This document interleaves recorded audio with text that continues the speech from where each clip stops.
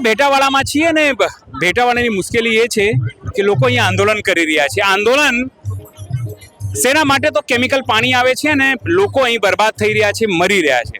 સ્થાનિક યુવાનો છે આપણી સાથે. શું નામ છે આપનું? વલ્લભભાઈ ધરમસિંહભાઈ ગોહિલ. હું આમ જનતા પાર્ટીનો છું. અત્યારે હું આવ્યો છું એક નાગરિકના હિસાબે કે આમની તકલીફ એવી છે કે કેમિકલ, છોકરાનું ભણતર, બીમારી, રોગચાળો અને પહેલી વાત તો ખેડૂતનો પહેલો મુદ્દો કે મહા મુસીબત કહેવાય કે જો ખેડૂત જ ના હોય તો સરકાર થવાની જ નથી. પહેલો પાયો તો ખેડૂતનો છે અને ખેડૂતથી જો એમની સરકાર ચાલતી હોત તો ખેડૂતનું આવું અહીં જ ના વિચારે. અત્યારે સરકાર ચાલે છે તો પાર્ટીથી એટલે કે કંપનીથી અને આ બધું માણસ રહ્યું ને કે પૈસા આપીને ભીડ કરેલી માણસ નથી. આ પોતાના ખર્ચે આયેલું, પેટ્રોલ બાળેલું, તાપથી આયેલું અને મજૂરીઓ વર્ક છે. આ 300 રૂપિયામાં જાય તો 500 પબ્લિક છે. એ સરકારને દેખાતું નથી. અત્યારે દેખાય તો શું? કંપની વાળા, કંપનીનો ફંડ આવે, ચૂંટણી આવે એટલે ફંડ આવે એટલે એમની સરકાર ચાલે. જેમ કે ખેડૂત તો એમની સહાય કરવાની નથી. સહાય કરે છે તો સિર્ફ આ સરકાર, એમની સરકાર એટલે કે એમની બનાવેલી સરકાર. એટલે કે હું તો ખુલ્લે આમ કે કોઈને કહેવાનું આવતું નહીં, પણ સરકાર તો બધાને ખબર જ છે. નામ દેવાની જરૂર નથી. અત્યારે પબ્લિક જાગૃત જ છે કે સરકાર કોની છે અને કોના પર ચાલે છે. અત્યારે સરકાર ચાલે છે કંપનીના હિસાબે. એ પાછી કંપની છે કેમિકલ. જે ચૂંટણી આવે ત્યારે અત્યારે કેમિકલ વાળા કે ગમે તે કંપની ઉદ્યોગ એમના પૈસાથી ને ચૂંટણી લડતી હોય છે. આ ખેડૂતના હિસાબે ચૂંટણી નથી લડતી. જો ખેડૂતની લડતી હોત તો તારે એક ને 100 નેતા આવતા હોય. જો 100 પબ્લિક લઈને આવતો માણસ, નાનો માણસ હોય તો એ તારે 500 માણસ ભેગું કરે. જો સરકાર એનથી ચાલતી હોય તો. અત્યારે સરકાર ચાલે છે તો કંપનીના હિસાબે. સમજી ગયો. હું આદિત્યને કહીશ, મારી સહયોગી મારી જોડે આવશે. અરે બોલાવો કાકા, ક્યાં જાય છે? બોલાવો. આવો. અચ્છા, તો તમે બોલો પછી. શું નામ તમારું? લાલાભાઈ જીવણભાઈ. ક્યાંથી છો લાલા? પાલડી.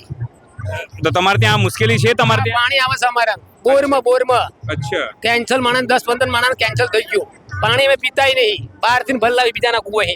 બોરમાં પાણી આવે? હા, કેમિકલ નું પાણી બોરમાં આવે છે. કેમિકલ નું હોય છે કે કેવું? કોકા-કોલા જેવું હોય? કોકા-કોલા જેવું કાળું મોય છે. અમારા પાણી પીએ માણસ કેન્સલ થાય. અમે અમારા બોરનું પાણી નહીં પીતા. અમારા પાલડી ગામમાં એટલી ઘાણી છે. હા, તો તમે લોકો કર્યું નહીં? તમારા ધારાસભ્યને કીધું નહીં કે આવું થાય છે? અમારું માનતું જ નહીં. પાલડી ગામ, ભેટાવાડા ગામ, ત્રણેય ગામમાં આવું છે. અચ્છા. આ કોણ ધારાસભ્ય તમારે ત્યાં? ઠીક છે ધારાસભ્ય. એની પહેલા કોણ હતું? પહેલા ખબર કોઈ વાંધો ના. શું નામ છે આપનું? મનુભાઈ, શું કહેશો? જે રીતે અહીંયા મેં સાંભળ્યું, પેલા બહેનો રડતા હતા કે રક્ષાબંધન આવ્યું છે, અમારા ભાઈઓ ગુજરી ગયા છે, આ ગામમાં કેન્સર થાય છે, તમારા ધારાસભ્ય છે એ લોકો આવતા નથી, કોઈ સાંસદ સભ્ય છે એ આવતા નથી અને તમે લોકો આંદોલન કરવું પડી રહ્યું છે તમને લોકોને. અમે તો શું તો પાલડી ગામમાંથી છીએ. એટલે અહીંથી જે ભેટાવાડામાંથી નીકળેલું પાણી છે એ અહીંયા નુકસાન કરતું વાડીઓ છે. આ જે કઈ પ્રશ્નો છે, આરોગ્યને લગતા પ્રશ્નો છે, એવું અમે બધું સાંભળ્યું છે. ઘણા બધાને કેન્સર થાય, ઘણા મૃત્યુ પણ થયા છે.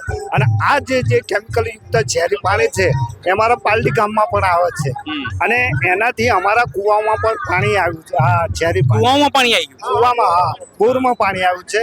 અને અમારા ગામનો જે મુખ્ય બોર છે ગામને પીવાના પાણીનો, ત્યાં જ મોટો વિશાળ ખાડો છે, લગભગ 30 ફૂટ ઊંડો. એ બધું કેમિકલ વાળું પાણી આખું વર્ષ ત્યાં સંગ્રહાયેલું રહે છે. એ વિકાસનો ખાડો છે એવું છે? હા, એ વિકાસનો ખાડો છે. એટલે લોકોએ જેમ રેત ખનન કરેલું ખાડો છે. એટલે એને તમે વિકાસ ગણો કે અધોગતિ ગણો, જે ગણો તે, પણ આ રીતે રેત ખનન કરેલું છે અને એ પાણી બધું ગામના પીવે છે. તો આ વહેલી તકે બંધ થવું જોઈએ. કેટલા સમયથી આ સમસ્યા છે તમારે? આ ભેટાવાડામાં તો અમે ઘણા વર્ષોથી સાંભળીએ છીએ, પણ અમારે 3 વર્ષ થયા, 3જું વર્ષ છે અમારા પાલડીમાં. શું નામ તમારું? મારું નામ હીરાભાઈ પાટણ.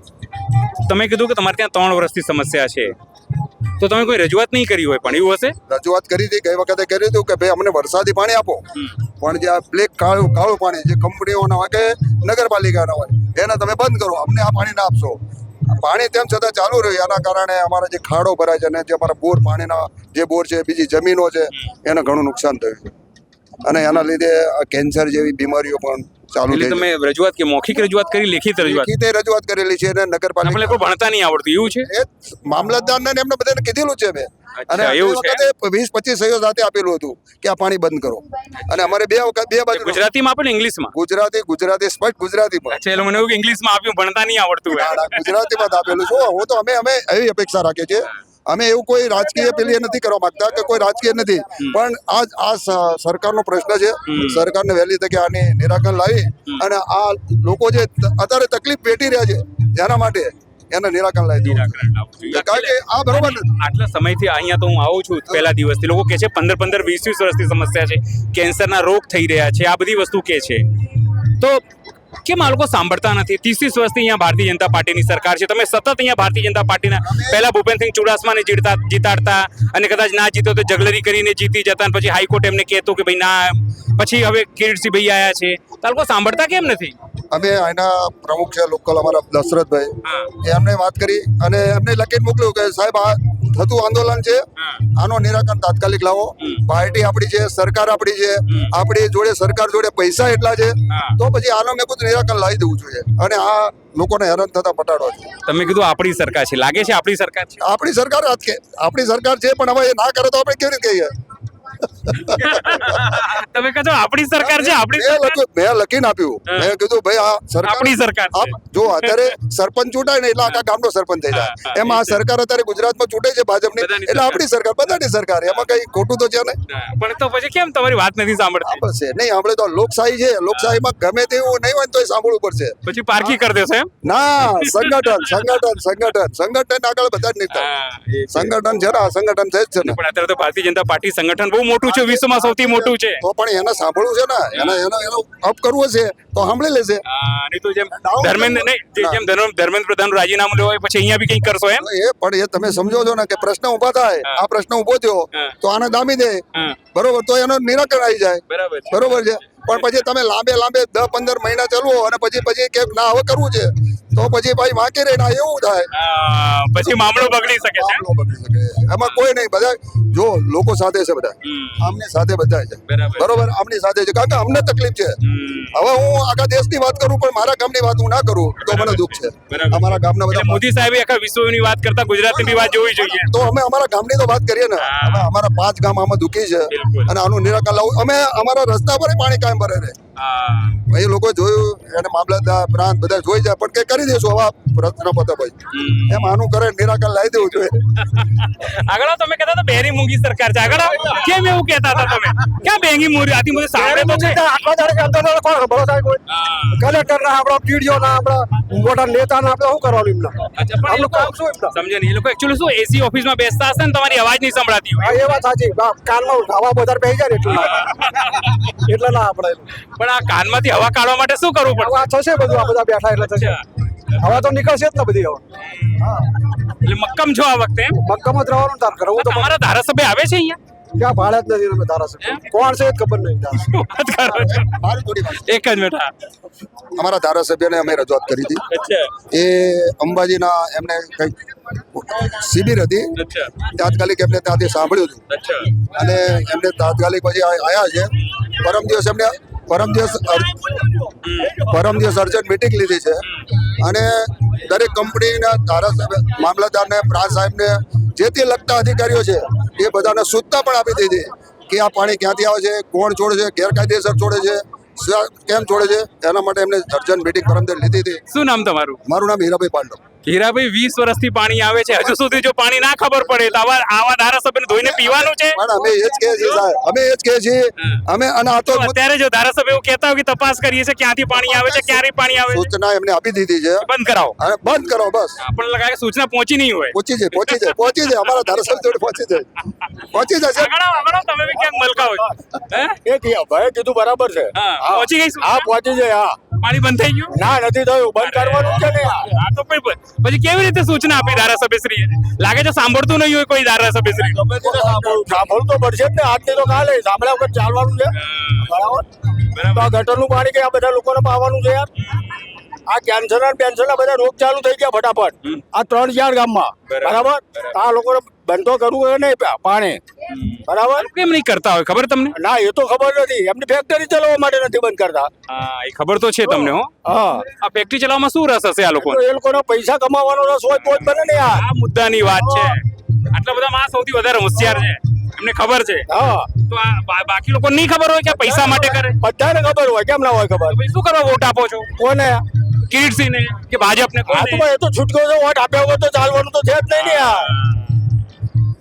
વોટ આપ્યા વગર ચાલવાનું છે? જો આમાં સાહેબ અમારી પણ ભૂલ રહેલી છે. એવું છે? અમારી પણ ઘણી ભૂલો છે, અમારા નજીકના ગામવાળાની ભૂલો છે. અચ્છા. જે તે સમયે આનો પ્રવાહ ચાલુ થયો ને હા. તેથી તાણે એમને કહેવું જોઈએ કે ભાઈ હવે સ્ટોપ કરો, બરાબર છે. પણ આવા દો એવી રાજનીતિ રમ્યા છે લોકો. અચ્છા. એથી અમે દુઃખી છે. એટલે રાજનીતિના ભોગ આ બન્યા. રાજનીતિના ભોગ બન્યા કે આવા દો એટલે આવ્યું.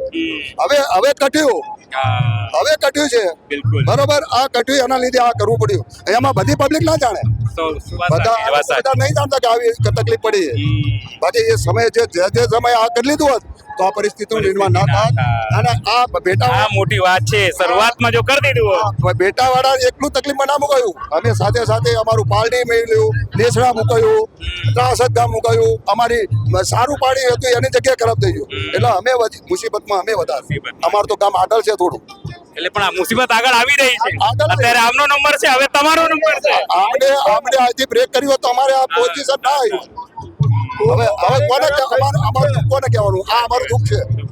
શું કહો છો? બોરનું પાણી ખરાબ થઈ ગયું જ છે. તો પછી કેવી રીતે પીવાનું પાણી લાવો છો? આ તો એ જ પીવાનું ને. બરાબર. શું કરવાનું? રોગ એટલે થાય છે. રોગ આ કેસના એટલા માટે બને છે. બરાબર. બીજા પણ આગેવાન છે. શું નામ છે? મારું નામ પ્રજાપતિ નિલેશ છે. નિલેશભાઈ, શું કહેશો? જે રીતે આ તંબુ તાણીને તમે લોકો બેઠા છો, પણ કોઈ સાંભળવા 5 દિવસ પહેલા 2-3 દિવસ પહેલા મામલતદારો કે એવું કોઈ દી આવ્યા હતા અને તમે કહેતા હા પ્રાંત સાહેબ કે આવો અમારી જોડે, એના પછી કોઈ આવ્યું? એના પછી કોઈ આવ્યું નથી. એ લોકો ભાજપની સરકાર એક તાનાશાહીની સરકાર છે, જેમનો કોઈ ફરક નથી પડતો. ગરીબ માણસ મરે કે જીવે, એમને શું એસી બંગલામાં વાળા સુરક્ષિત હોવા જોઈએ, જ્યાંથી ઇન્કમ આવે છે એ વ્યક્તિ સુરક્ષિત હોવો જોઈએ. બાકી જે વ્યક્તિ બીજા બધા વ્યક્તિઓ છે જે મજૂરી કરે છે એમનાથી તો કંઈ મળવાનું નથી એ લોકોના. જો કે ચાલે છે અમારા ટેક્સથી જ ચાલે છે એ લોકોના, પણ એ લોકોને કાંઈ ફરક પડતો નથી. એમને તો શું વધારે ઇન્કમ ક્યાંથી છે, વધારે નફો ક્યાંથી છે? તો કોન્કડ કંપનીથી છે, કેરેલા કંપનીથી છે, બાયોટેક કોન્કડ છે, પછી ગ્રીમાટેક્સ કંપનીથી છે. એટલે અહીંયા વધારે ધ્યાન આપે. અને મજૂરો જે ઝૂંપડામાં રહેશે, જે ગામડાઓમાં રહેશે, દિવસની 200 થી 250 રૂપિયા દાડી કરીને મજૂરી લાઈન ખાય છે, એનું કોણ સાંભળે? શું આ સરકારની તાનાશાહી નથી? આ સરકારની તાનાશાહી છે. અમારું જ્યાં લગીને આ સાંભળવામાં નહીં આવે ત્યાં લગીને અમે આ આંદોલન ચાલુ રાખવાના છીએ, ચાહે ગમે તે થઈ જાય. કોઈ પણ તહેવાર હોય, અમે નક્કી કર્યું છે ગામજનોએ કે અમારો તહેવાર આ જ ઉજવાશે, ચાહે ગમે તે થાય. અમારા જ્યાં લગીને અમારો પાણીનું સોલ્યુશન નહીં આવે ત્યાં લગીને અમે જમવાના નથી. તમે સમજો, આ તમામ માત્ર એક ગામની સમસ્યા નથી, આ આસપાસની કમસે કમ 10 થી 15 ગામોની આ સમસ્યા છે.